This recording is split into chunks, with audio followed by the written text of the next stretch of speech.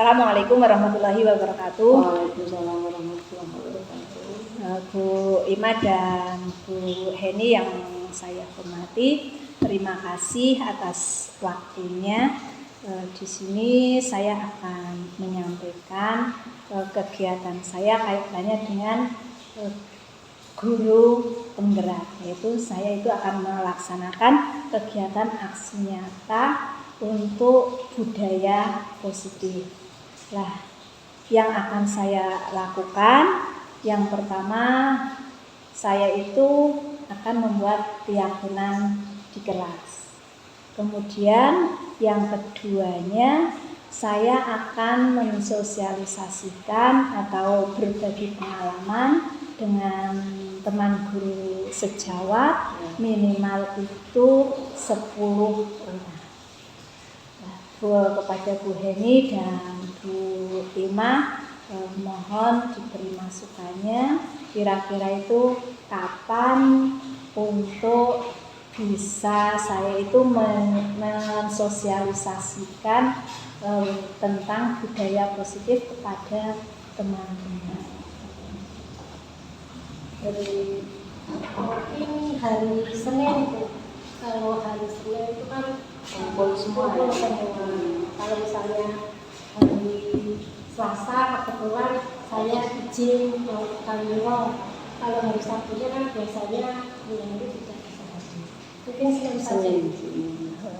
Ya, terima kasih kepada Bu Heni. Berarti kita bisa melakukan untuk hari Senin ya. Karena ya memang kalau hari Senin itu semua ada di sekolah. Kalau dari Bu Ima, iya, menurut saya juga Senin pasnya ya. Kalau hari Selasa juga sering latihan untuk ranting sekarang ya, masih pas ada kegiatan lomba ranting yang akan diadakan tanggal 17 Jalan Sehat dan lomba estafet sarung juga. Selasa juga nggak bisa, ini Senin, tetap Senin. Ya, terima kasih. Berarti kita fikirkan saja untuk kegiatan itu kita mengambil hari Senin tanggal 14 November 2022. Terima kasih kepada Bu Heni dan Bu Ima yang telah menyerahkan waktunya untuk kegiatan ini atau untuk bermusyawarah apa yang akan saya lakukan. Sekali lagi terima kasih. Tentunya saya selama mengikuti kegiatan guru penggerak banyak merepotkan Bu Ima dan Bu Heni. Kiranya hanya itu yang bisa kita musyawarahkan pada kali ini. Saya akhiri. Wassalamualaikum warahmatullahi wabarakatuh. Waalaikumsalam warahmatullahi wabarakatuh.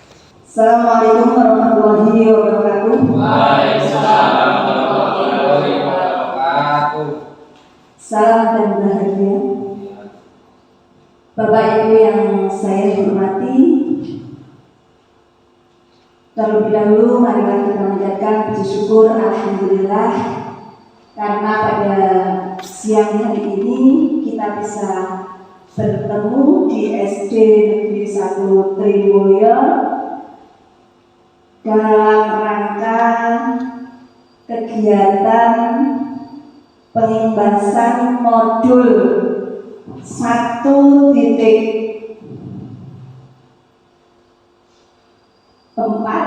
yaitu tentang budaya positif.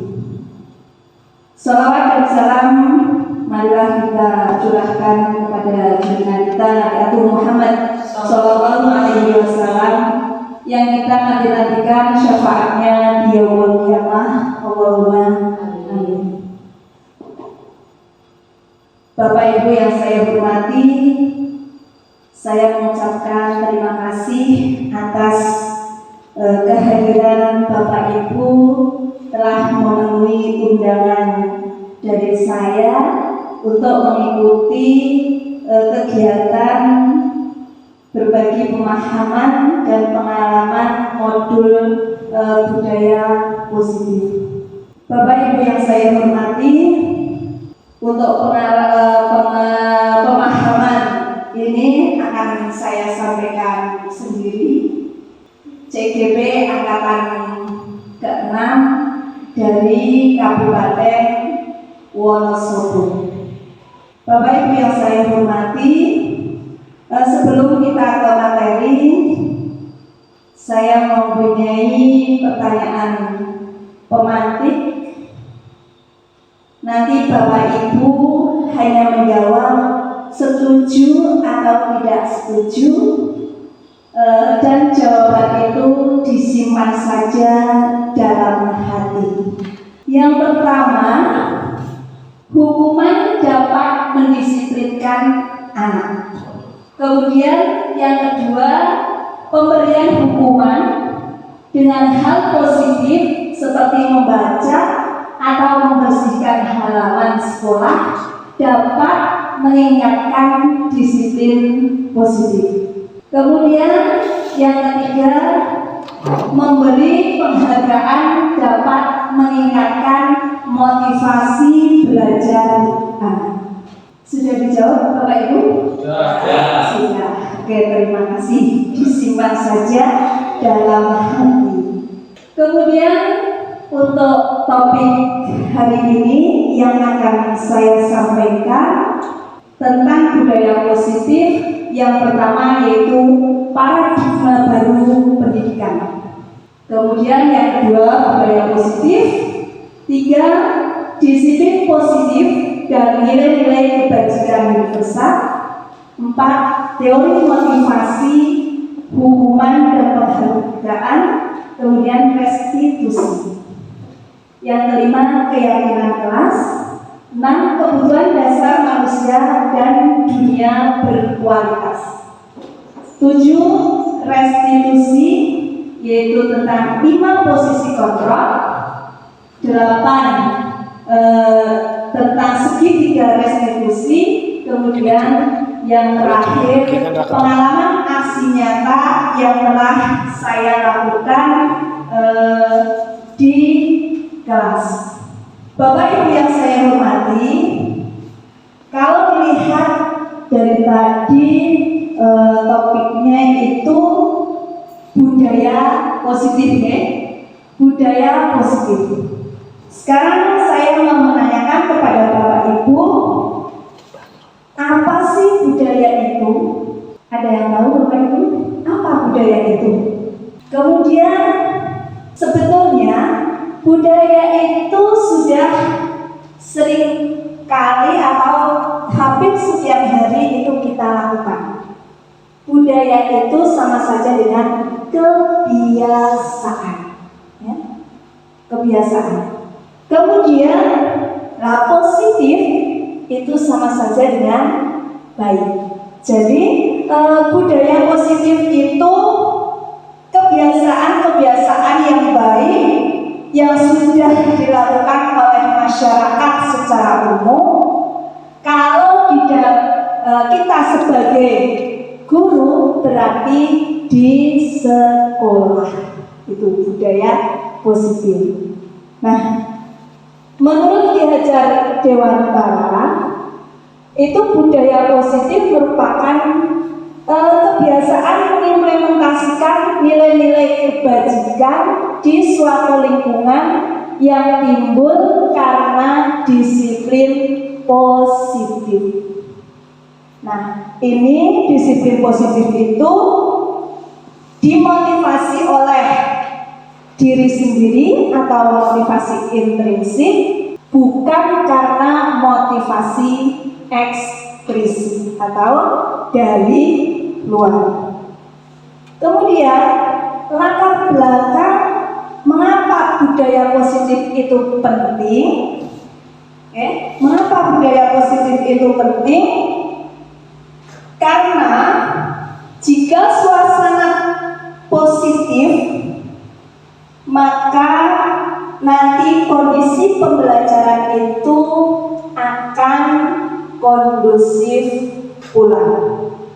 Sehingga untuk membangun budaya yang positif, maka sekolah itu perlu menyediakan lingkungan yang positif, kemudian aman, nyaman, agar apa?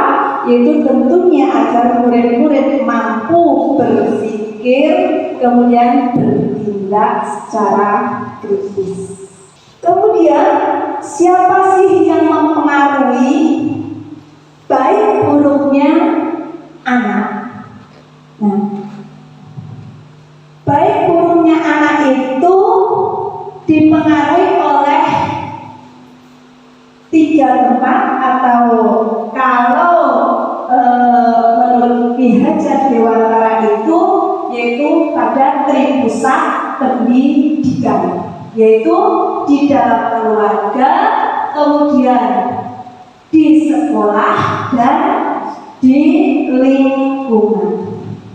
Nah, mari Bapak Ibu kita pelajari untuk perubahan paradigma.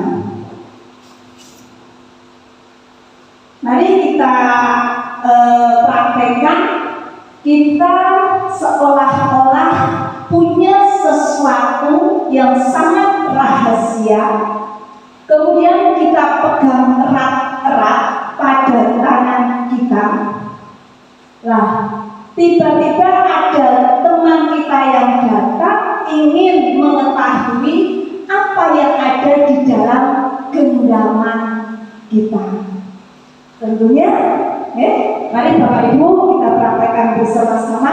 Kita genggam erat-erat, seolah-olah di tangan kita itu ada sesuatu yang sangat rahasia.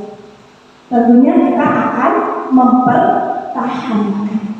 Nah, sekarang pertanyaannya, kapan Bapak Ibu itu akan melepaskan genggaman tangan kita?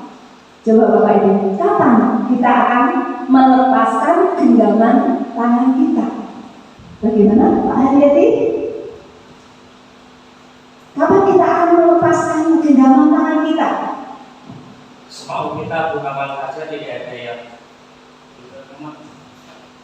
siapa saja tidak ada yang bisa mempengaruhi itu, hanya kita sendiri yang bisa mengontrol. Mau besok, mau lusa, mau sekarang, mau jam berapa, detik berapa itu karena diri kita yang mengontrol. Seperti itu Bu. Oh iya. Terima kasih dari Pak Haryati sudah memberi jawaban. Intinya kapan saja semau kita. Ada yang lain dari Mbak Ibu? Ya.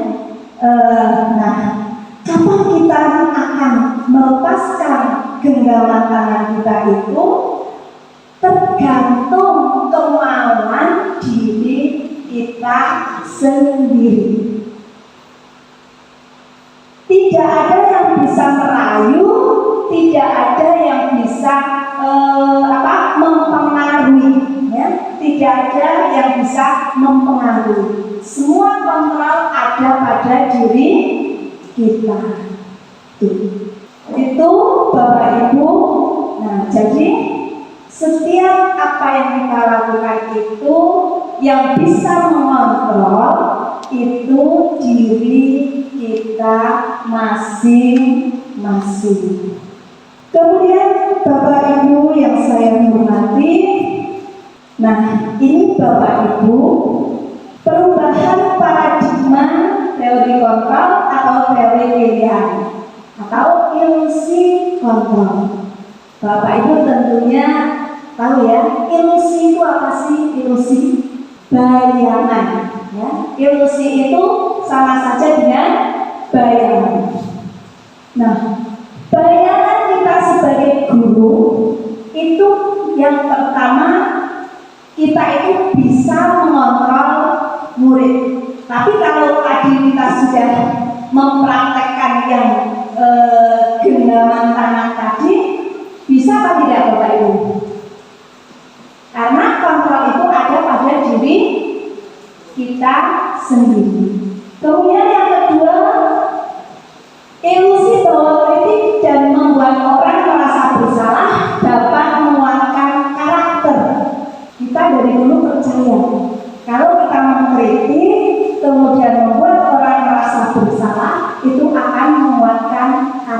itu bayangan kita. Kemudian yang ketiga, ilusi bahwa semua penguatan positif, efektif, dan bermanfaat. Itu bayangan kita, ya Bapak Ibu. Semua penguatan positif itu akan efektif dan bermanfaat. Kemudian yang terakhir, orang dewasa itu memiliki hak untuk memaksa. Kita sering sekali di dalam pembelajaran kita masih memaksakan kepada anak-anak. Nah itu ya Bapak Ibu, perubahan paradigma teori kontrol atau teori pilihan. Sekarang Bapak Ibu, sesungguhnya itu siapa yang memiliki kontrol? Itu mari kita pahami bersama-sama. Kalau dulu kita beranggapan kita mencoba itu bisa mengubah orang agar berpandangan sama dengan kita. Kadang-kadang kita mengharapkan agar orang lain itu sama pandangannya dengan kita. Tetapi dalam teori kontrol, kita itu hanya bisa berusaha memahami pandangan orang lain tentang dunia. Hanya bisa memahami saja. Kemudian yang kedua, perilaku buruk dilihat sebagai suatu kesalahan. Nah sekarang kita mulai berubah bahwa semua perilaku itu memiliki tujuan. Baik itu perilaku positif maupun perilaku negatif, ya, itu semua memiliki tujuan. Kemudian yang ketiga, kita beranggapan bahwa orang lain itu bisa mengontrol saya. Padahal kenyataannya hanya diri kita saja yang bisa mengontrolnya. Apapun pengaruh dari orang lain, kalau kita tidak mau, ya tetap tidak. Kemudian yang selanjutnya, pemaksaan ada pada saat bujukan gagal. Nah sekarang harapannya kolaborasi dan konsensus itu akan menciptakan pilihan-pilihan baru. Kemudian yang terakhir, modal berpikir menang atau kalah. Dulu kita sering-sering menang atau kalah. Ya sekarang kita harus berubah model berpikirnya itu menang. Itu kita skip saja, kita lanjutkan, yaitu sekarang apa sih makna dari disiplin? Ya, makna dari disiplin. Dalam sehari-hari kita sering sekali disiplin itu kita kaitkan dengan tata tertib, kemudian peraturan, kepatuhan. Ya Pak tidak Bapak Ibu? Padahal sebenarnya ya disiplin itu kalau dilihat dari asal bahasanya, yaitu dari bahasa Latin disiplina, yang artinya belajar. Ya, disiplin itu sebetulnya adalah belajar. Tapi ya dalam budaya kita makna disiplin itu telah berubah menjadi sesuatu yang dilakukan oleh seseorang pada orang lain untuk mendapatkan kepatuhan. Nah, keturunan umum adalah berhubungan kata disiplin dengan ketidaknyamanan. Ya, itu ketidaknyamanan. Bukan dengan apa yang kita hargai atau pencapaian suatu tujuan yang mulia. Itu untuk makna dari disiplin. Nah kemudian sebetulnya disiplin itu membuat orang menggali potensinya menuju sebuah tujuan. Ya, apa yang dia hargai, bukan merupakan hukuman, ya. Kemudian kita lanjutkan. Nah, disiplin positif itu bisa berlandaskan nilai-nilai kebajikan universal. Dalam PLM, Bapak Ibu tentunya sudah mempelajari tentang nilai-nilai kebajikan universal. Apa sih sebenarnya nilai-nilai kebajikan? Nah, nilai-nilai kebajikan itu adalah sifat-sifat positif manusia yang merupakan tujuan mulia yang ingin dicapai setiap individu. Itu tidak memandang dari bahasa, suku, agama maupun latar belakang. Nah, ini kaitannya dengan kurikulum merdeka. Ya, kaitannya dengan kurikulum merdeka, nilai-nilai kebajikan yang ingin dicapai oleh setiap anak Indonesia kita kenal dengan profil pelajar Pancasila.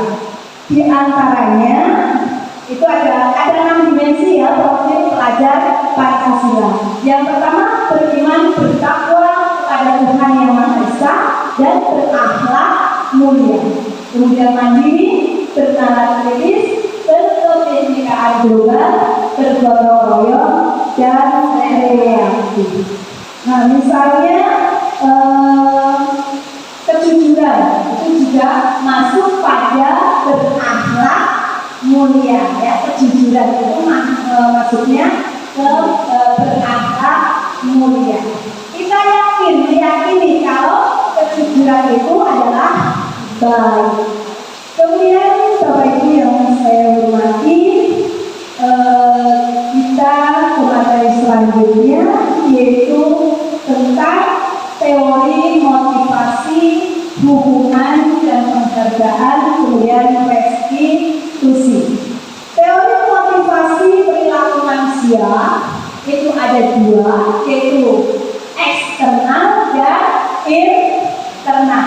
Kalau yang eksternal itu dari luar, motivasi dari luar, ya, kemudian internal dari diri sendiri. Nah, itu untuk motivasi eksternal yang pertama, menghindari ketidaknyamanan atau hukuman. Ya, apa yang akan terjadi apabila saya tidak melakukannya? Ini bisa dicontohkan begini Bapak Ibu. Anak yang melakukan sesuatu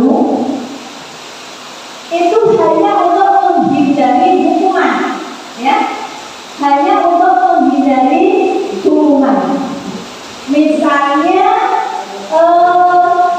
ketika anak tidak datang, anak datang tepat waktu itu hanya untuk menghindari hukuman. Itu kan berarti motivasi dari luar, ya.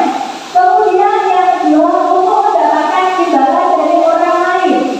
Misalnya, anak itu datang pagi-pagi atau lebih awal dari temannya itu hanya untuk mendapatkan pujian dari bapak atau ibu guru. Berarti kan motivasinya dari luar.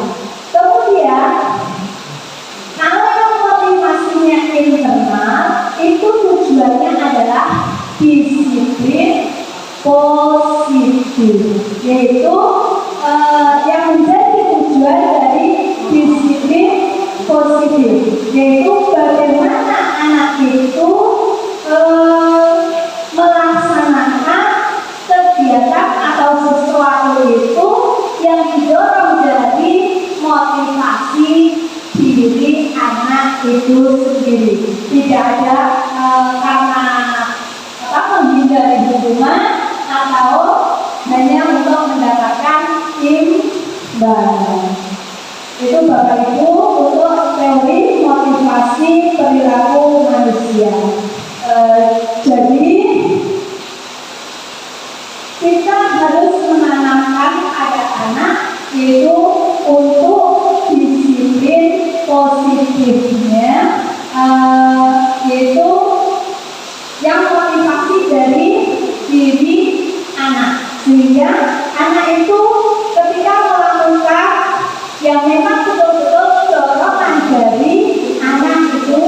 sendiri. Kemudian bagaimana agar peserta didik itu bisa melakukan motivasi dari diri anak tersebut, ya, kita harus memberikan kemerdekaan kepada anak, ya. Kita harus memberikan kemerdekaan kepada anak. Sebagaimana menurut Kinerja Dewantara bahwa merdeka itu artinya tidak hanya terlepas dari perintah, akan tetapi cakap buat memerintah diri sendiri. Tidak hanya diperintah, tapi harus cakap buat memerintah diri sendiri. Jadi mereka itu harus cakap, saya harus tiket, saya harus datang tepat waktu, saya harus mengerjakan tugas. Nah itu cakapnya di sini. Jadi tidak dari motivasi luar. Itu karena ya mereka itu bisa memerintahkan diri sendiri, ya. Tuh. Kemudian Kinerja Dewantara juga menyatakan bahwa untuk mencapai kemerdekaan atau dalam konteks pendidikan kita saat ini yaitu menciptakan murid yang merdeka. Syarat utamanya apa?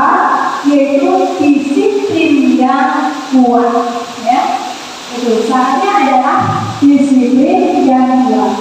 Disiplin yang dimaksud di sini yaitu disiplin diri yang memiliki motivasi internal. Kemudian yang selanjutnya ini ada dihukum oleh penghargaan, ya. Dihukum oleh penghargaan. Kita sering sekali kepada anak-anak memberikan penghargaan, tapi penghargaannya itu dijanjikan pada awal, ya. Biasanya kita sering dikerjakan, nanti kalau nilainya 100 akan saya beri hadiah. Nah itu sebetulnya dihukum oleh penghargaan. Mau melakukan itu karena ada penghargaan. Itu maksudnya seperti itu. Kita lanjut bersama saja. Kemudian Bapak Ibu, mari kita amati tindakan kita sebagai guru, ya. Tindakan kita sebagai guru itu nanti apakah merupakan hukuman atau konsekuensi. Misalnya yang pertama mencatat 100 kali di dalam buku sebuah kalimat, saya tidak akan terlambat lagi, karena itu masalahnya terlambat sekolah. Hukuman atau konsekuensi Bapak Ibu? Hukuman, ya. Kemudian tadi memiliki lapangan basket 2 kali karena terlambat hadir, sama, ya. Kemudian diminta untuk push up 15 kali, sama, ya. Kemudian sekarang kita lihat yang keempat, menggantikan kertas tugas tenang yang telah dicoret ke konsekuensi. Mengapa? Karena mencoret-coret punya tenang itu memang konsekuensinya dia harus mengganti karena sudah merusak. Kemudian yang selanjutnya membersihkan tumpahan air di meja karena tersenggol pada saat belajar.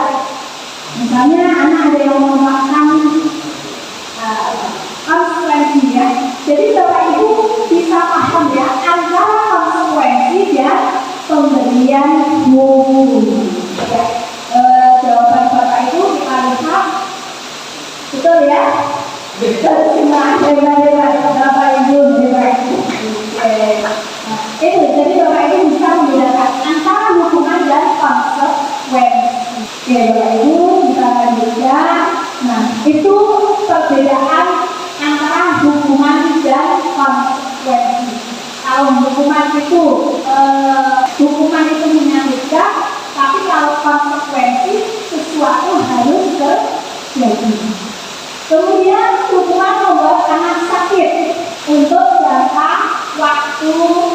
lama. Kemudian kalau konsekuensi membuat anak merasa tidak nyaman dalam jangka waktu yang pendek. Merasa tidak nyaman sendiri karena telah melakukan sesuatu atau kesalahan, misalnya seperti itu. Kemudian yang terakhir itu bisa marah, kemudian merasa bersalah, apalagi kalau dipermalukan ya, kemudian merasa tidak dihargai. Tapi kalau konsekuensi paling hanya kehilangan hak, kemudian dibuat tidak nyaman, kemudian diasingkan hanya untuk sementara. Itu perbedaan antara hubungan dan konsekuensi. Kita lanjutkan untuk topik yang selanjutnya, yaitu tentang restitusi. Apa sih restitusi itu? Restitusi itu adalah proses menciptakan kondisi bagi murid untuk memperbaiki kesalahan mereka. Bapak Ibu, tadi pagi saya di halaman sekolah itu salah satu kegiatan dari restitusi, Bapak Ibu. Jadi ketika ada anak yang bersalah, kita tidak boleh langsung menghukumnya. Kemudian dengan restitusi itu anak akan kembali pada kelompok mereka, kemudian karakternya itu akan lebih kuat. Restitusi juga merupakan proses kolaboratif yang mengajarkan murid untuk mencari solusi untuk masalah mereka. Jadi kesalahannya apa, ditanyakan sebabnya apa, kemudian solusinya juga kita tanyakan kepada anak. Mau bagaimana untuk selanjutnya. Kemudian yang restitusi itu nantinya akan membantu murid berpikir tentang orang seperti apa yang mereka inginkan, yaitu merupakan dari tujuan yang mulia. Kemudian bagaimana mereka harus memperlakukan orang lain. Kemudian ciri-ciri restitusi. Yang pertama, bukan untuk menebus kesalahan, namun untuk belajar dari kesalahan. Ya. Belajar dari kesalahan. Kemudian yang kedua, memperbaiki hubungan. Ketiga, tawaran, bukan paksaan. Nanti mau bagaimana sih? Nah, itu kan merupakan tawaran ya. Tapi kalau kita langsung, kamu harus seperti ini, itu berarti paksaan. Kemudian restitusi menuntut untuk melihat ke dalam diri. 5. Restitusi mencari kebutuhan dasar yang mendasari tindakan. 6. Restitusi diri adalah cara yang paling baik. Kemudian fokus pada karakter, bukan tindakan. Yang kedelapan, fokus pada solusi. Yang terakhir, mengembalikan murid yang bersalah pada kelompoknya. Itu Bapak Ibu ciri-ciri restitusi. Kemudian yang selanjutnya yaitu keyakinan kelas. Ya.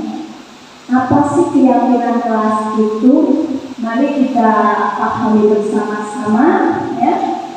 Mengapa tidak peraturan saja, tapi harus keyakinan kelas? Ya. Mengapa tidak peraturan saja, tetapi mengapa harus keyakinan kelas? Itu. Yang pertama, mengapa kita memiliki peraturan harus menggunakan helm bila mengendarai kendaraan roda 2? Yang kedua, mengapa kita memiliki peraturan 3M, menggunakan masker, mencuci tangan, dan menjaga jarak 1,5 meter? Mengapa kita memiliki peraturan harus datang tepat waktu pada saat belajar. Nah, untuk mendukung motivasi intrinsik, kita akan kembali ke nilai-nilai atau keyakinan-keyakinan, yaitu lebih menggerakkan seseorang dibandingkan mengikuti serangkaian peraturan yaitu kembali ke motivasi intrinsik. Kalau nomor 1 kita menggunakan helm. Kalau motivasinya hanya eksternal, hanya karena nanti ditilang polisi, nah, itu berarti belum memiliki keyakinan pada diri kita. Padahal kalau kita memakai helm, kita yakin itu akan melindungi diri kita. Kemudian begitu juga untuk yang kedua. Tuh ya, Bapak Ibu ya. Beda ya antara peraturan dan keyakinan. Tuh Bapak Ibu kaitannya tadi peraturan, kemudian keyakinan kelas, kemudian lingkungan positif dan budaya positif. Nah, selama ini yang kita lakukan di dalam kelas itu adalah membuat peraturan, belum keyakinan. Itu. Padahal kalau keyakinan kita buat, maka lingkungan atau di dalam kelas kita akan menjadi kondusif atau positif, yang akhirnya akan menanamkan budaya positif. Bapak Ibu, mari kita lihat mana yang merupakan keyakinan kelas, kemudian mana yang merupakan peraturan kelas. Yang hijau, datang tepat waktu mengucapkan salam, menjaga kebersihan sekolah, berdoa sebelum dan sesudah kegiatan. Yang keempat, aktif dalam pembelajaran, 5 tertib. Nah, itu kalau yang sebelahnya kami guru dan murid yang saling menyayangi. Yang kedua, kami murid yang semangat belajar. Yang ketiga, kami murid yang peduli dengan teman-teman. Yang keyakinan yang mana, yang peraturan yang mana? Ya, kalau kita itu lihat yang merupakan keyakinan itu yang kami guru dan murid yang saling menyayangi. Yang kemudian yang kedua, kata kuncinya adalah semangat.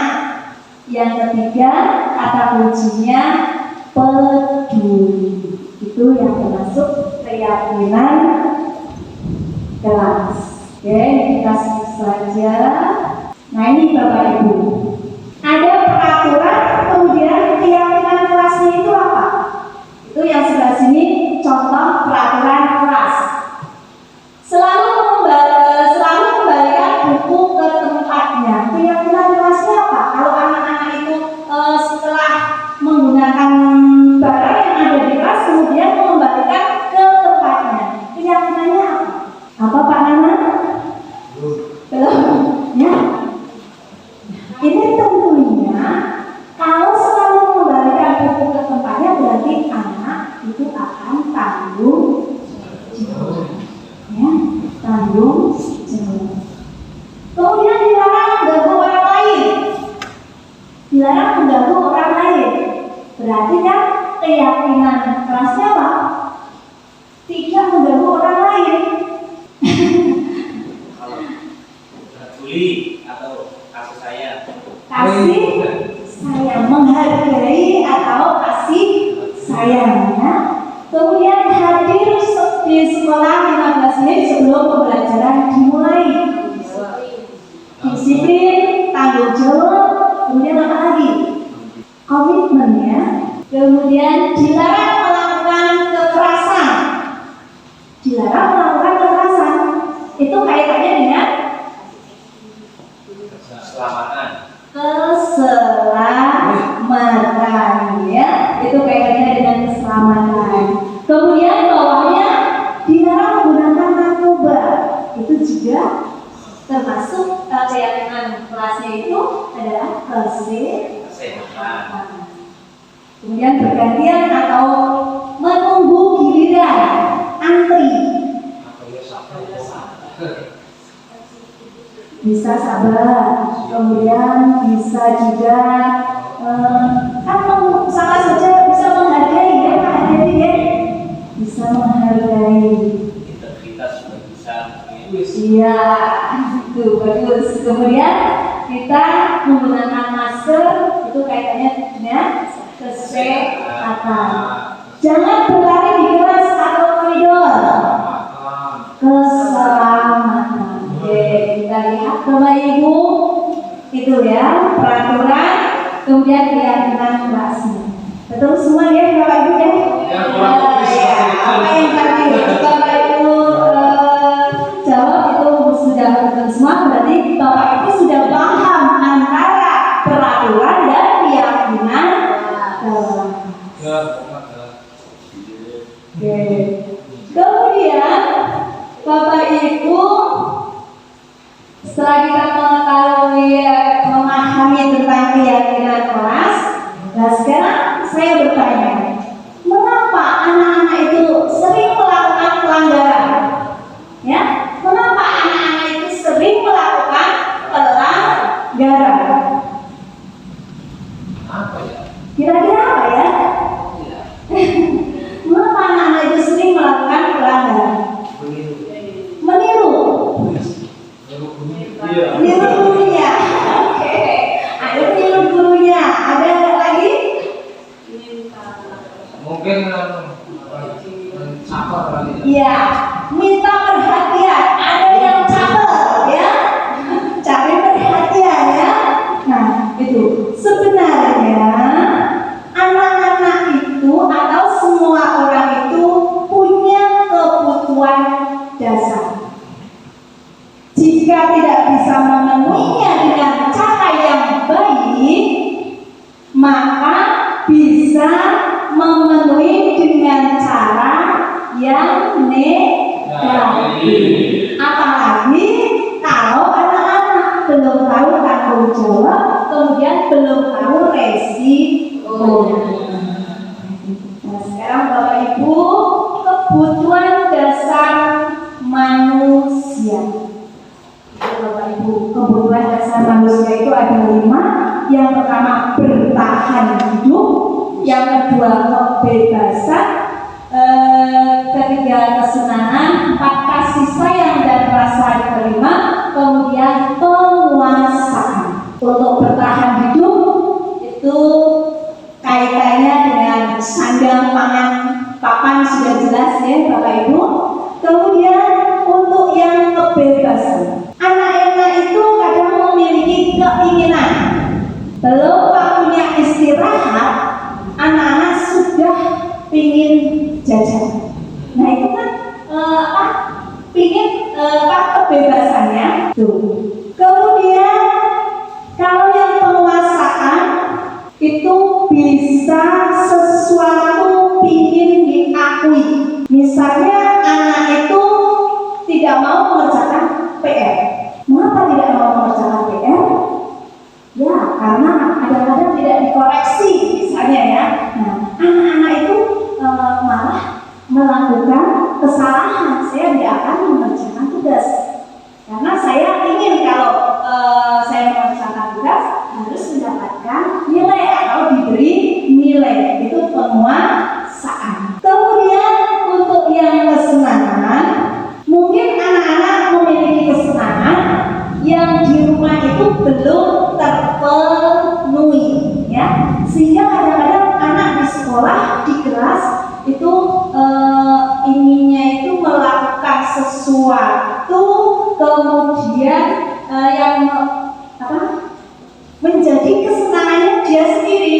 Kadang-kadang ada anak yang di kelas hanya lari-lari, kemudian mengganggu temannya. Itu banyak ya di kelas. Nah itu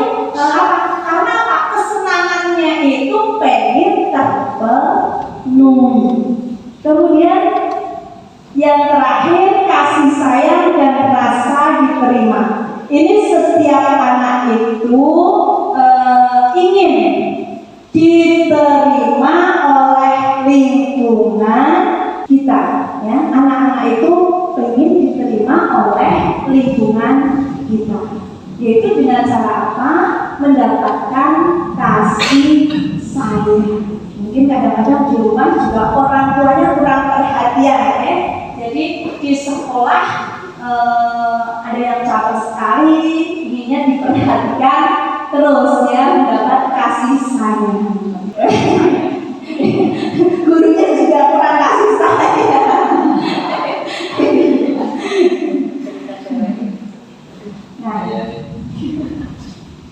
Nah itu Bapak Ibu, ya.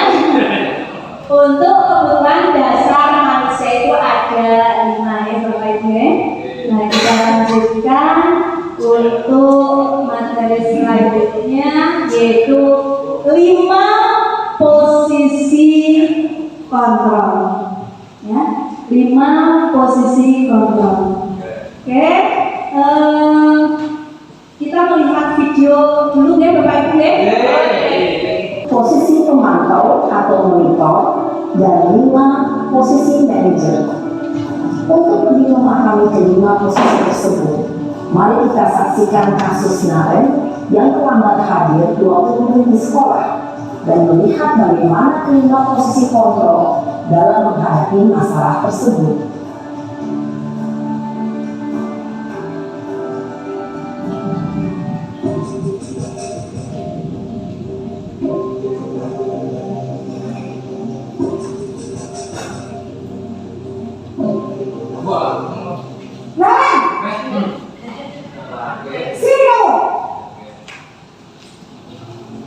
Selamat pagi, Bu. Selalu terlambat. Kamu deh pasti terlambat. Maaf, Bu. Saya Apa? Apa coba? Alasan kamu apa lagi? Kapan sih kamu tidak terlambat? Malas sekali ya kamu jadi anak. saya Dasar pemalas. Gak kapok-kapok sih kamu. Sudah berapa kali terlambat? Sana, kamu keliling lapangan basket 2 kali. kenapa saya harus keliling lapangan basket, Bu? Kenapa? Kamu orang ibu. Berani-beraninya jawab. Sudah terlambat, masih berani jawab pula. Sekarang, keliling lapangan basket 5 kali sekalian. Biar kapok. Cepat. Pergi sana lapangan basket. Posisi penghukum biasanya berbicara dengan nada tinggi, menghabis, menunjuk-nunjuk, menyakiti, dan menyindir. Hukuman bisa berupa fisik maupun psikis. Ibu dan bapak guru hebat. Dampak yang terjadi pada murid ketika guru berada pada posisi penghukum adalah murid cenderung akan memberontak, bahkan menyimpan dendam.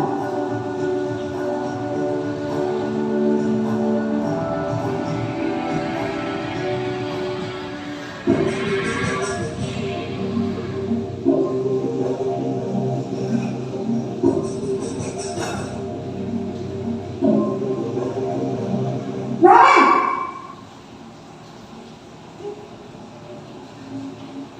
Selamat pagi, Bu. Naren! Kamu kenapa terlambat lagi, nak? Ya Tuhan, Naren. Kamu senang ya bikin ibu susah ya? Kalau kamu terlambat lagi, nanti ibu yang ditegur bapak kepala sekolah, nak. Disangka ibu tidak bisa membina kamu. Duh, gimana ini? Maaf, Bu. Duh, Gusti Naren. Kamu suka ya kalau ibu ditegur bapak kepala sekolah? Terus, sekarang ibu harus tulis apa ini di buku absen? Ini kamu sudah sering terlambat loh. Ibu harus apa coba? Maaf, Bu. Maaf sekali. Ya sudah, lain kali jangan bikin ibu susah lagi ya nak ya. Ibu tidak akan kuat lagi kalau kamu begini terus. Bisa jantungan kalau ibu ditegur bapak kepala sekolah. Sana cepat kelas. Maaf ya Bu, maaf sekali. Oke Bapak Ibu, tadi kita sudah melihat video yaitu tentang 5 posisi kontrol sebagai guru ya Bapak Ibu. Yang pertama tadi sebagai penghukum ya.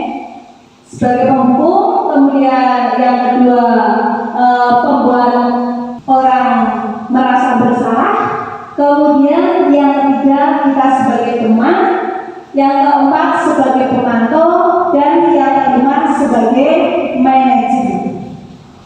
Untuk yang 1 dan 2 yaitu penghukum dan pembuat orang merasa bersalah, itu berarti identitas kita gagal, ya Bapak Ibu. Identitas kita itu gagal. Karena apa? Dampaknya sangat buruk untuk siswa.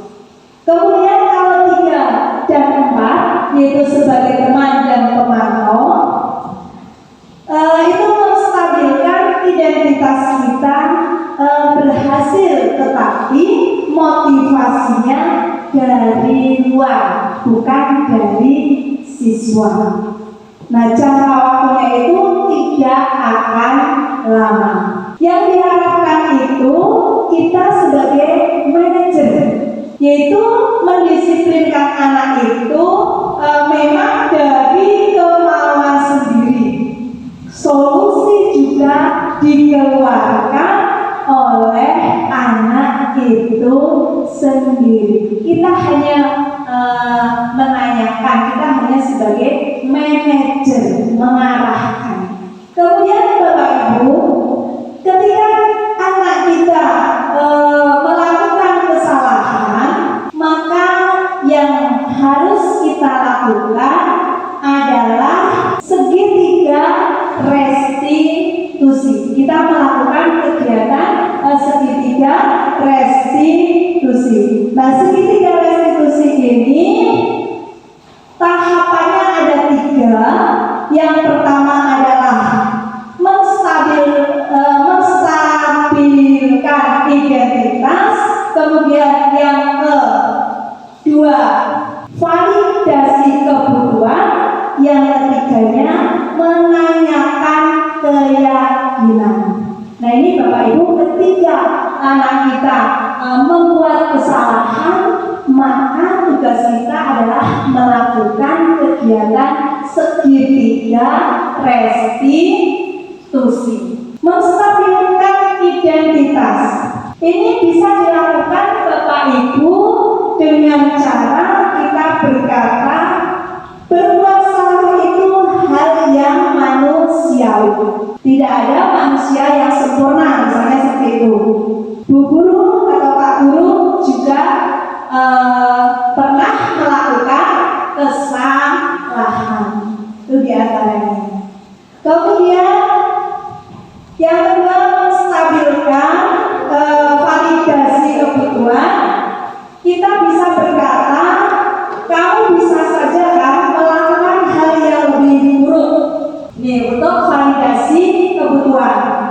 Kemudian kamu pasti punya alasan mengapa melakukannya.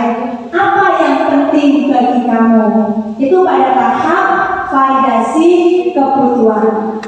Kemudian untuk yang ketiga, menanyakan keyakinan. Nah, ini menanyakan keyakinan. Seharusnya di dalam kelas itu kita sudah membuat keyakinan kelas. Ketika anak melakukan kesalahan, kita tanyakan keyakinan apa yang kamu langgar. Bertentangan dengan keyakinan yang mana? Itu ya, untuk menanyakan keyakinan. Kemudian kelas yang ideal itu seperti apa sih? Itu juga bisa ditanyakan seperti itu. Bapak Ibu ya, ketika anak kita melakukan kesalahan, yaitu yang segera kita lakukan adalah melakukan kegiatan segitiga restitusi untuk mengembalikan anak ke dalam kelompoknya, untuk memperbaiki apa? Anak tersebut agar tidak mengulangi kesalahan lagi. Ya Bapak Ibu, itu materi yang sudah bisa saya sampaikan. Kemudian yang selanjutnya ini contoh kegiatan yang sudah saya lakukan di kelas, yaitu dengan membuat keyakinan kelas. Nah, langkah-langkah membuat keyakinan kelas, kita menanyakan kepada siswa kelas yang bagaimana yang diimpikan oleh siswa, ya. Kelas yang bagaimana yang kalian impikan, ya. Itu. Kemudian nanti anak-anak bisa menjawab kelas yang tidak ramai, kelas yang bertanggung jawab, kemudian kelas yang tidak berisik. Karena kadang-kadang anak itu ada yang suka belajar dengan suasana tenang. Nah, ini kaitannya dengan IKM, ya Bapak Ibu ya.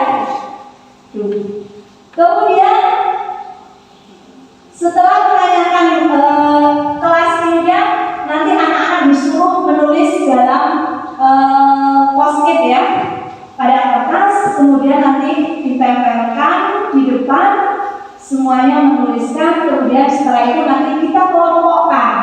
Kan anak ada yang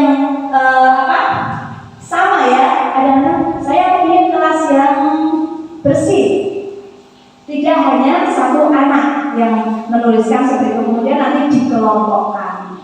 Saya ingin kelasnya yang bergotong royong, bekerja sama, gotong royong, bekerja sama, nanti dikelompokkan. Nah, setelah itu, setelah dikelompokkan, dibuat keyakinan kelas. Keyakinan kelas, jadi kemudian dideklarasikan. Bisa dengan ucapan, bisa dengan tanda tangan. Kalau yang saya lakukan itu, anak tanda tangan dan menulis. Kemudian kegiatan yang sudah saya lakukan juga kegiatan segitiga restitusi. Ya, ketika anak melakukan kesalahan, itu yang pertama anak terlambat sekolah, kemudian yang keduanya tidak mengerjakan tugas. Saya mencoba melakukan kegiatan segitiga restitusi. Nanti harapannya Bapak Ibu setelah kita belajar hari ini materi tentang disiplin positif atau budaya positif, nanti Bapak Ibu bisa menerapkan pada kelas masing-masing ya Bapak Ibu ya. Nah, ini untuk yang terakhir sebelum kegiatan kita tutup. Ada pertanyaan apa Bapak Ibu? Apakah semuanya sudah jelas?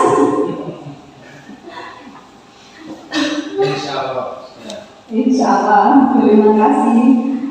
Kalau tidak ada pertanyaan, mari sebelum kita tutup kegiatan ini, kita melakukan refleksi, ya.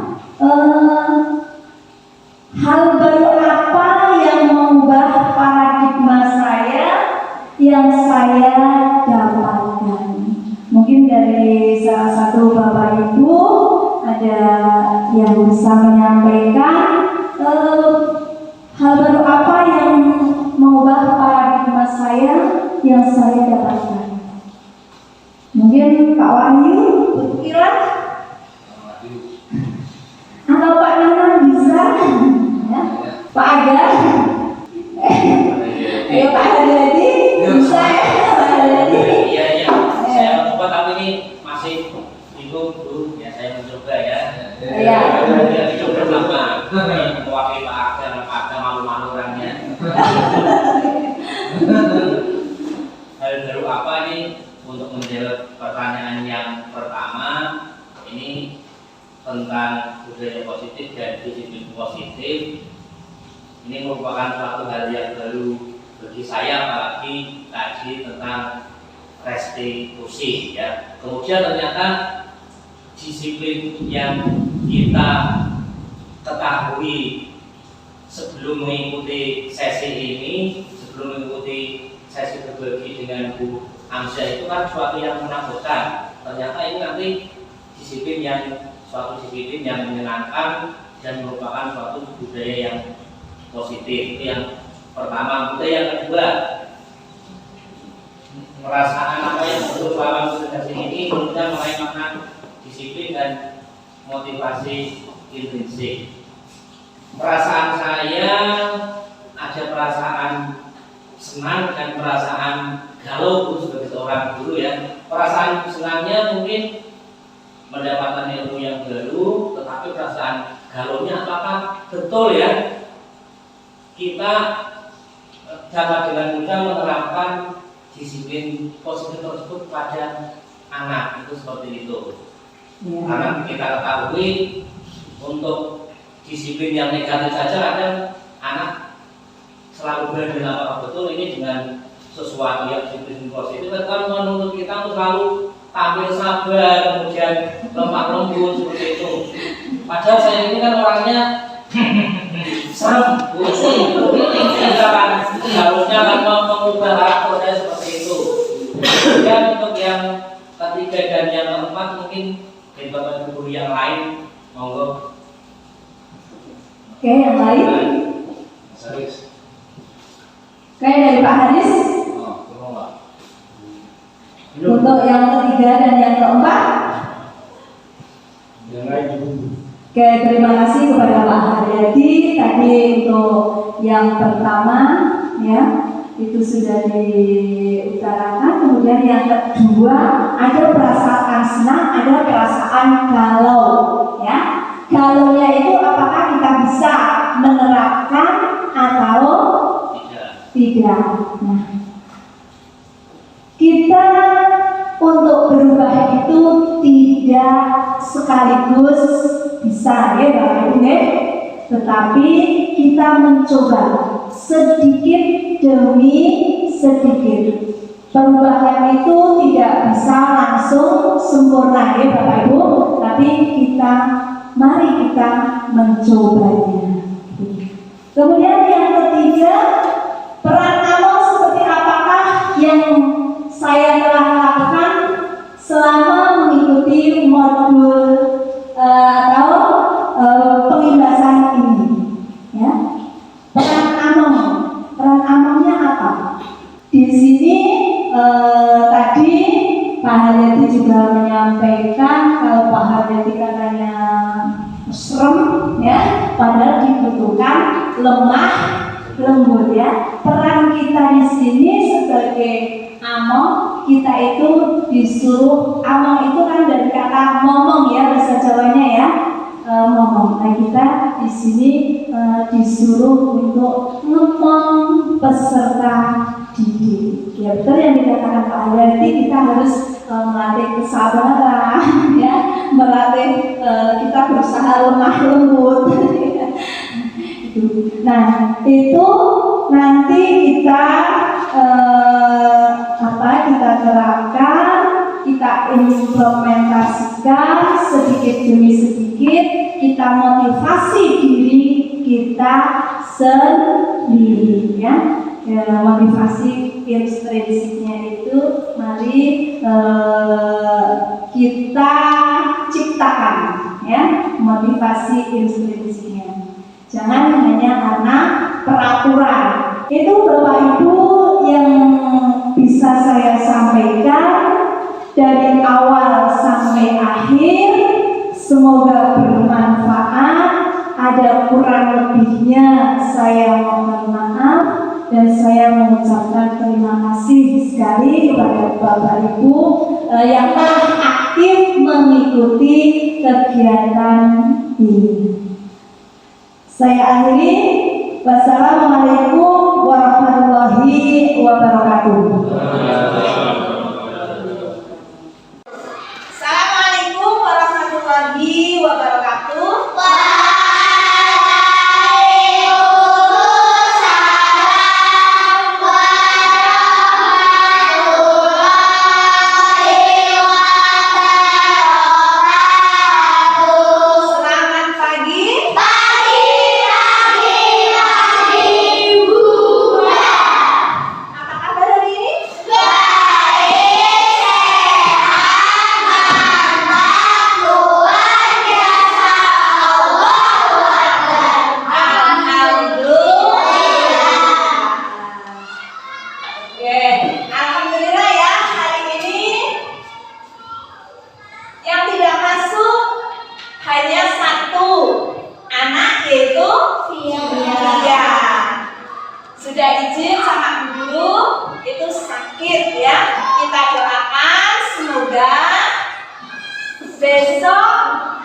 Senin bisa masuk kembali, bisa mengikuti pelajaran bersama kita ya di kelas 3.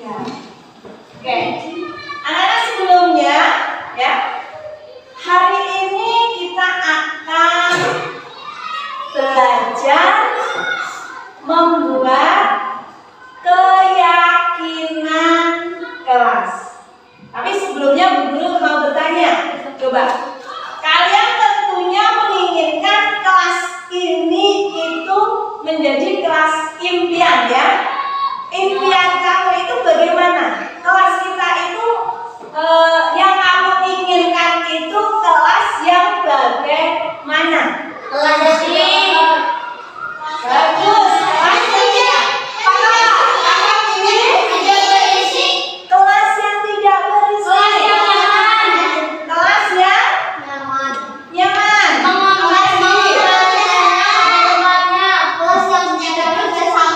Menjaga kebersihan. Ada yang lain? Kelas yang bergotong royong. Tertib mengikuti pelajaran. Oke, nah bagus sekali ya, bagus sekali ya. Keinginan kamu, impian kamu, kelas ini mau seperti apa? Semuanya bagus sekali jawabannya.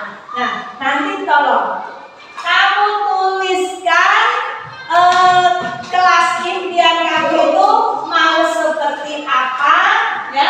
Nanti Bu Guru beri ini kertas post-it ya.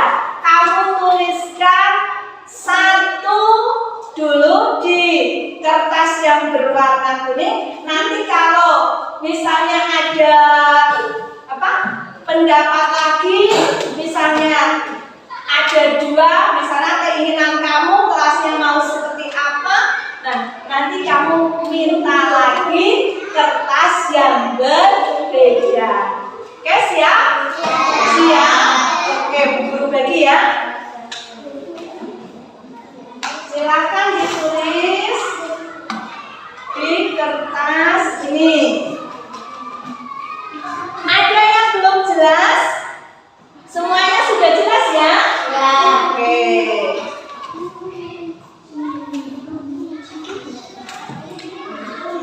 Belum jelas? Ditulis.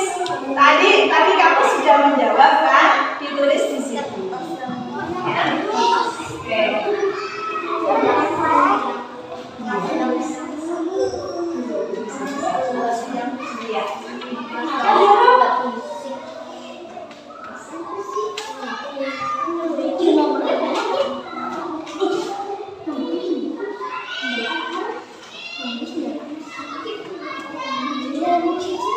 Jangan terbalik ya, jangan terbalik ya. Gimana?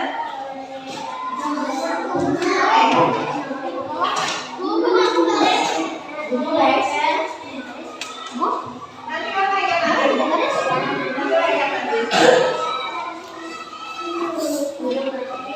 Ya silakan. Kalau sudah selesai, ya. Kalau sudah selesai, silahkan kamu tempelkan di sini, ya. Ya, yang nulis sebelah sini. Ya, satu saja. Nanti kalau mau 2, ini minta lagi. Ya, silakan yang sudah selesai ditempel. Hati-hati nempelnya. Oke. Ya. Ya, yang sudah selesai mau nulis masih ada lagi apa tidak? Masih. Oke. Silakan yang sudah selesai. Sebelah sana nanti yang hijau. Ya. Udah dipasang. Sebelah sana, ke sana.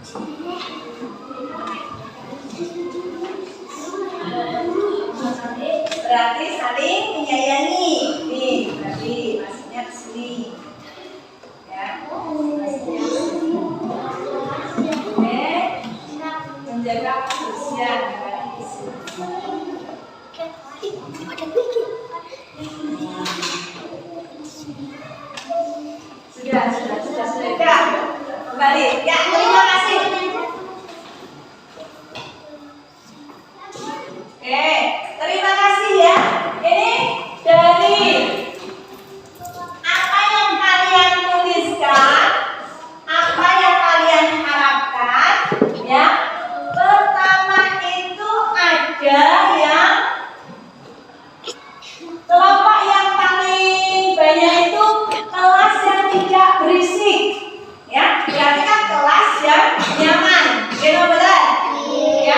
Kemudian yang keduanya menjaga kebersihan kelas.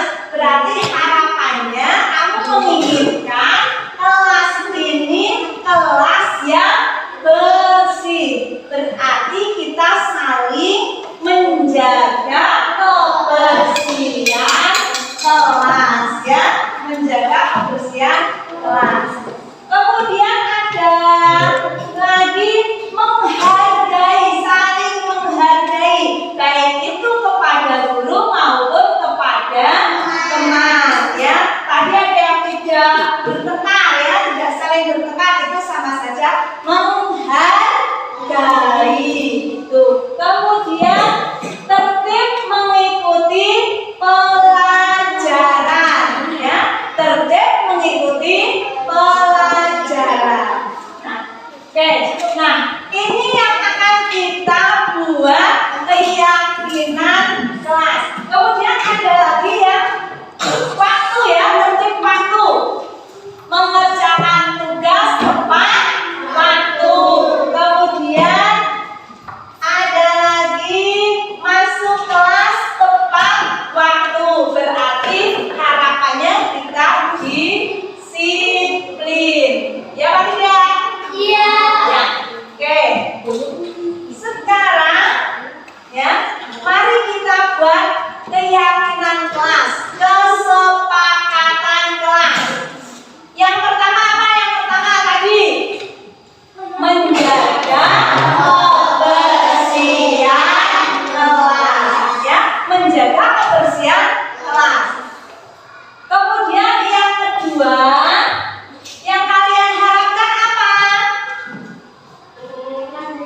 Datang tepat waktu, ya. Yang kedua datang tepat waktu. Yang ketiga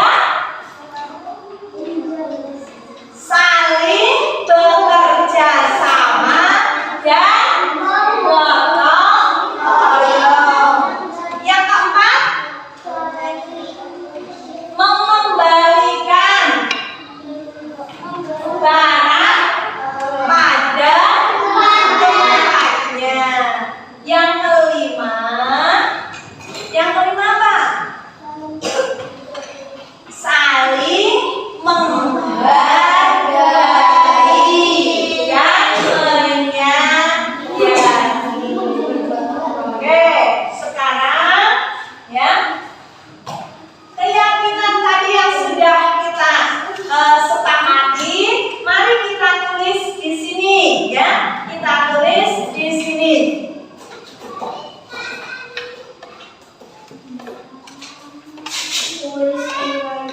Ya, Bu Guru dibantu. Ya, ini catatkan saja. Ayo.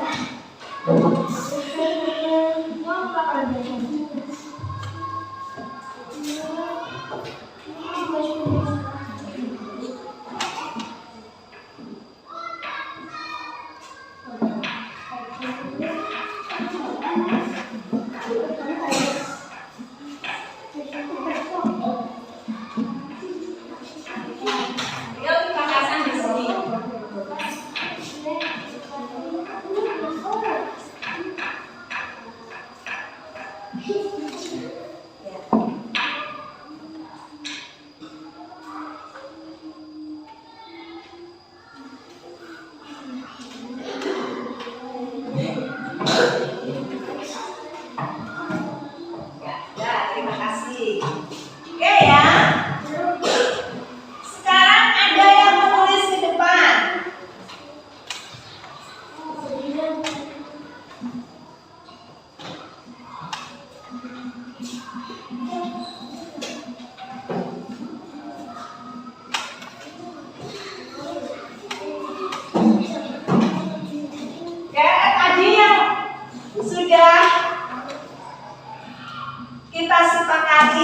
Ya, kita sudah sepakati, mari ditulis di depan. Ya, siapa yang mau menulis?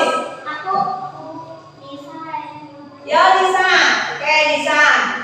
Yang pertama tadi datang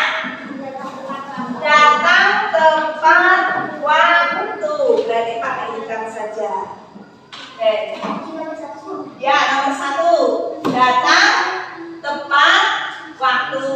Kemudian yang kedua, siapa?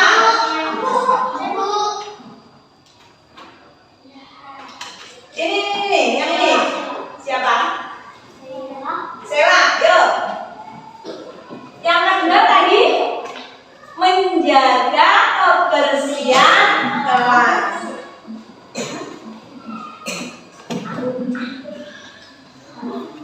Nomor 2. Nomor 3-nya mau siapa? Laki-laki. Yang laki-laki. Itu.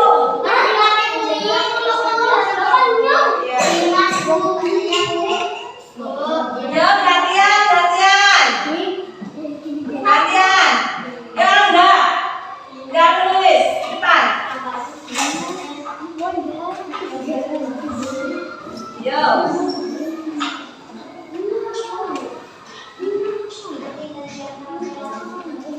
Mengembalikan barang pada tempatnya. Ya. Yang nomor 4. Jawab.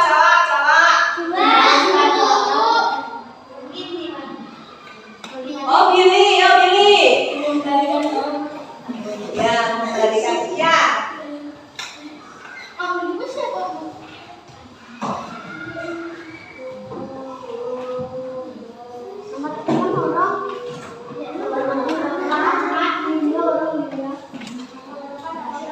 Saling menghargai. Yang besar tulisnya yang besar.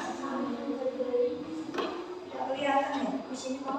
Kemudian yang kelima, yang pertama sudah datang tepat waktu, yang kedua menjaga kebersihan kelas, yang ketiga apa? Mengembalikan barang pada tempatnya, yang keempat saling menghargai, kemudian yang kelima bekerja sama dan gotong royong. Yuk, mau? Ya, oke.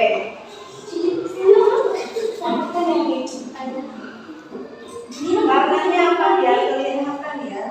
Hitam nggak? Ya. Ya, bekerja sama dan gotong. Ini tulisan itu jelas.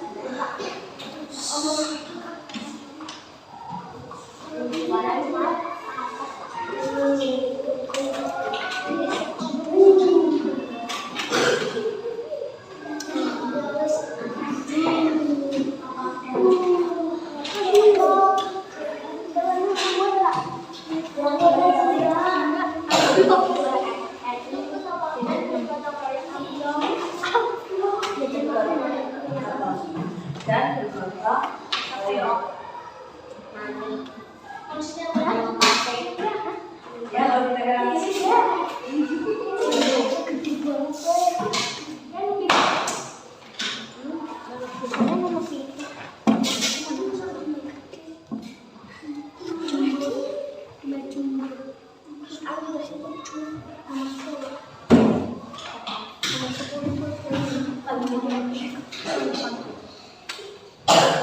sudah, semuanya ya sudah.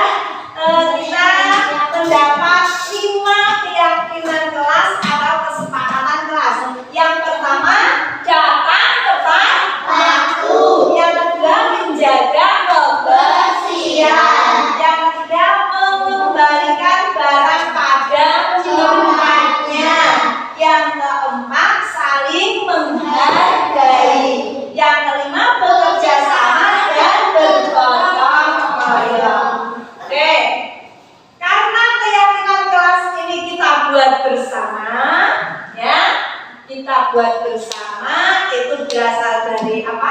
impian kalian ya, impian anak-anak. Sekarang mari kita deklarasikan. Berarti kalau kalian itu sudah membuat, kita sudah membuat bersama, nanti kita deklarasikan bersama-sama. Kalau saya meyakini keyakinan kelas 3 ya, dengan cara nanti kamu menandatangani atau tanda tangan ya.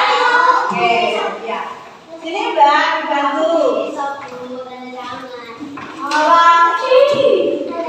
Tanda tangannya nyok tiru-tiru baik ini. Tanda tangan ini.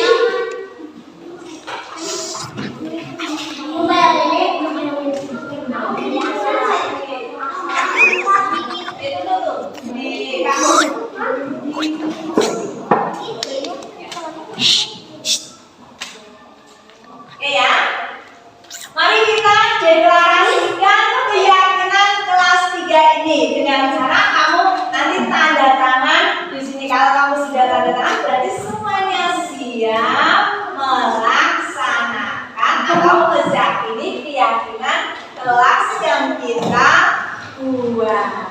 Oke ya, silakan nanti.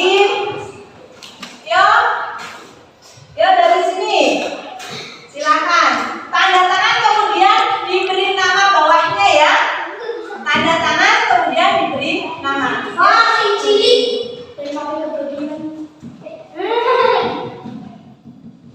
Silakan ambil warnanya.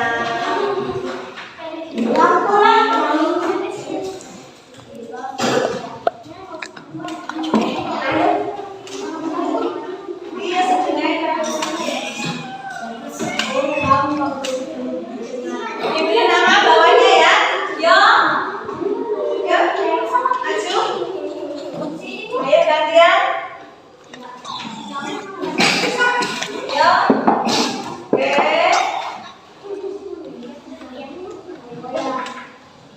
Namanya nama kamu.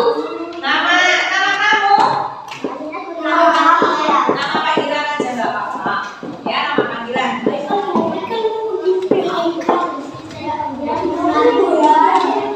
Ya lanjut.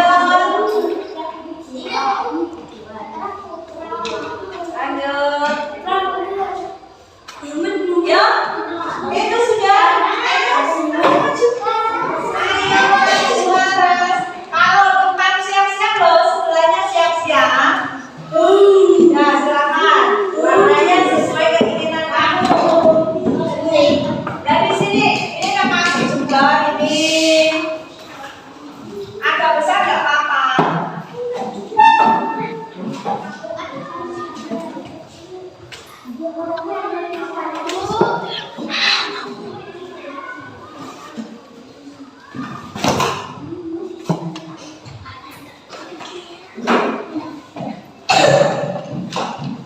Ya, sana, sebelah sana. Ayo langsung Mbak.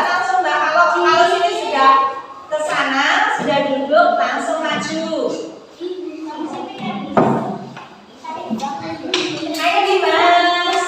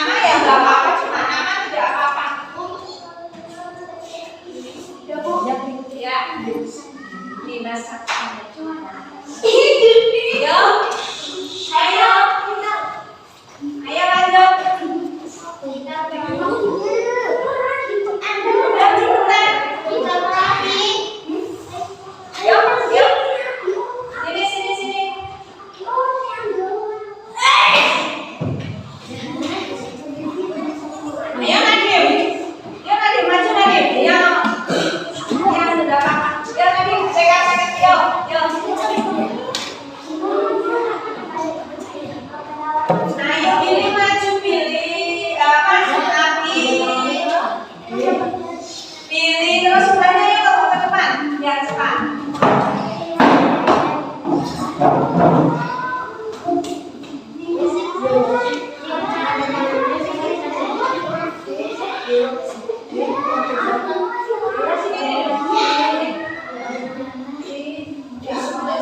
Sini kamu.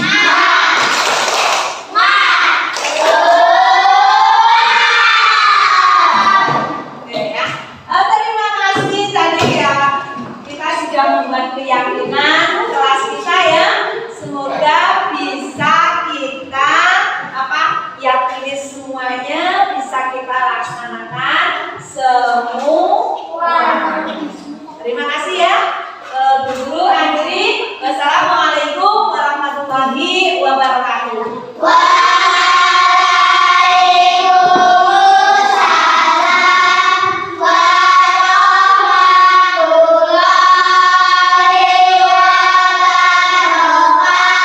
Assalamualaikum. Apa kabar, saudara? Alhamdulillah, baik ya. Tadi belajar apa, saudara? Tadi senang ya belajarnya ya? Iya, Ibu ingin tahu apa syarat kepada sama ibu? karena sejarah nama sekolahnya adalah dan Zahra lupa mengerjakan tugas Bu. Bu Guru hanya ingin ngobrol-ngobrol biasa ya. Ibu ingin tahu, tetapi Ibu tidak akan menyalahkan. Hanya ingin tahu mengapa sih Zahra sering lambat, kemudian tidak tugasnya tidak selesai. Karena saya sepulang sekolah saya langsung bermain bersama teman-teman Bu, dan saya tidurnya larut malam Bu. Ibu yakin ya, kalau kamu melakukan kesalahan pasti ada alasannya ya, atau penyebabnya. Ibu tidak menyalahkan, tetapi hanya ingin tahu rencana solusi yang akan kita minta. Kira-kira tahu tidak keyakinan kelas kita, Sarah? Tahu Bu. Apa yang dilakukan Sarah itu benar apa tidak? Saya tidak Bu. Tidak ya?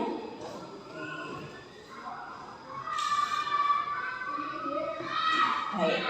Kesalahan itu memang biasa ya, semua orang biasa melaksanakan atau melakukan kesalahan, tetapi segera diperbaiki. Termasuk guru juga sering melakukan kesalahan, tapi kita harus segera memperbaikinya. Apa rencana ke depan saya? Rencana Zahra akan ketika pulang sekolah Zahra akan mengerjakan PR dari ibu dulu, dan setelah selesai mengerjakan PR saya akan bermain dan pulangnya tidak sore-sore. Setelah itu saya mandi dan tidur tepat waktu Bu. Bagaimana agar tidak telat? Berangkat sekolah lebih awal dan mengerjakan PR. Setelah sebelum sekolah Tidur tepat waktu ya. Karena kalau tidak bermain pulang sekolah itu alasannya apa? Assalamualaikum Dimas. Dimas tahu mengapa dipanggil oleh Bu Guru? Tahu Bu. Coba, karena apa dipanggil sama Bu Guru? karena membuang sampah sembarangan di kelas Bu. Ya, tahu ya, karena membuang sampah sembarangan di kelas. Ya, Bu Guru tidak akan menyalahkan siapa-siapa ya. Bu Guru hanya ingin berbincang-bincang atau bercerita mengapa tadi membuang sampah sembarangan, Dimas. Karena ingin bermain bersama teman karena malah membuang sampah di teman. Karena ingin segera bermain dengan teman ya, kemudian malas membuang sampah pada tempatnya ya. Oke, ya, Bu Guru yakin kamu melakukan kesalahan pasti ada alasannya ya. Bu Guru tidak akan menyalahkan siapa yang salah, tetapi Bu Guru hanya ingin mencari solusi yang kita temukan. Kira-kira Dimas tahu tidak keyakinan kelas kita? Baik, kalau tahu. Apakah yang dilakukan Dimas tadi benar? Salah. Salah. Salah apa benar? Salah. Salah.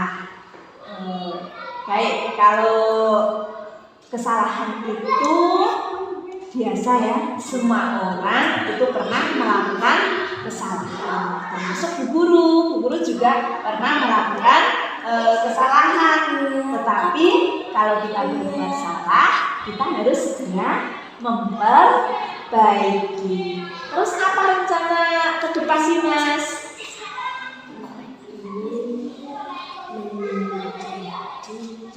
Orang sukses. Rencananya? Rencananya apa rencananya? Menjaga kebersihan.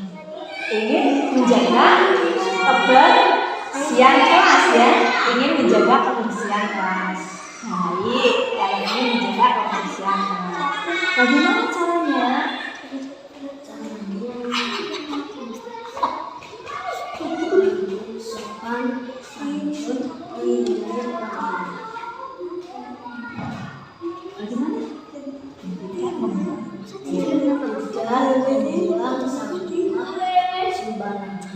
Tidak membuang sampah sembarangan.